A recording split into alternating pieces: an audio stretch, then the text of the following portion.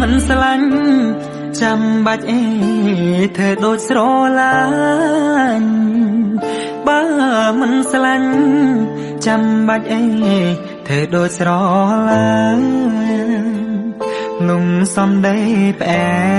មរួចហើយក៏ខកចិត្តខ្លាំងភ្នែកបងស្រវាំងទឹកភ្នែកក៏ចាប់ផ្ដើមហូរបើមិនស្រឡាញ់ចាំបាច់អីផ្ដោក្ដីសងខឹមបើមិនស្រឡាញ់ចាំបាច់អីផ្ដោក្ដីសងខឹមនាងធ្លាប់ប្រាប់ថា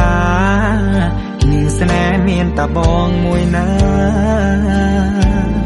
ផ្ដោស្នាមញញឹមមិនដឹងថានាងគោហង